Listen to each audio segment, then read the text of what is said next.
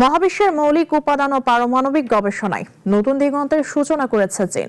7 বছরের নির্মাণ কাজ শেষে পরীক্ষামূলক কার্যক্রম শুরু হয়েছে অত্যাধুনিক high intensity heavy ion accelerator ফ্যাসিলিটির।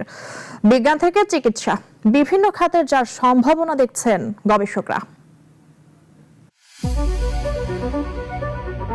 এবার মহাবিশ্বের মৌলিক উপাদানের রহস্য উন্মোচনে যুগান্তকারী পদক্ষেপ নিয়েছে চীন। High intensity heavy ion accelerator facility বা HIAF এর নির্মাণ কাজ শেষ করে আনুষ্ঠানিক প্রযুক্তিগত স্বীকৃতির পর শুরু হয়েছে এর পরীক্ষামূলক কার্যক্রম।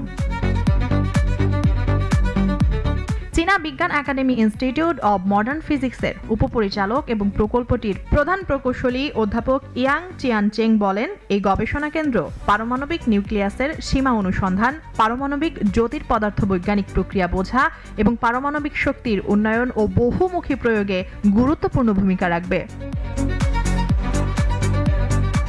জাতীয় এই মেগা বিজ্ঞান প্রকল্পটির নির্মাণ কাজ চলে 7 বছর। 2025 সালের অক্টোবরে সফলভাবে প্রথম হেভি আয়ন বিম উৎপাদনের মাধ্যমে এর একটি গুরুত্বপূর্ণ মাইলফলক অর্জিত হয়। ইনস্টিটিউট অব মডার্ন ফিজিক্সের উপপরিচালক হু চেংকুং বলেন, HIAF একটি প্রধান বৈজ্ঞানিক গবেষণা প্ল্যাটফর্ম হিসেবে কাজ করবে। একই সঙ্গে বিজ্ঞান ও প্রযুক্তিতে চীনের আত্মনির্ভরশীলতা এবং গবেষণা সক্ষমতা আরও জোরদার করবে। গবেষণার পাশাপাশি বাস্তব প্রয়োগেও HIAF এর সম্ভাবনা ব্যাপক। মহাকাশযানের বিকিরণ সহনশীলতা পরীক্ষা, পারমাণবিক শক্তি প্রযুক্তির উন্নয়ন এবং নতুন কার্যকরী উপকরণ উদ্ভাবনে একটি গুরুত্বপূর্ণ ভূমিকা রাখবে।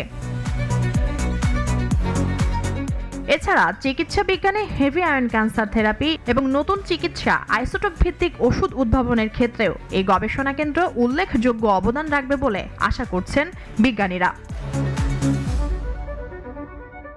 মুনিয়া জুথি, নাগরিক।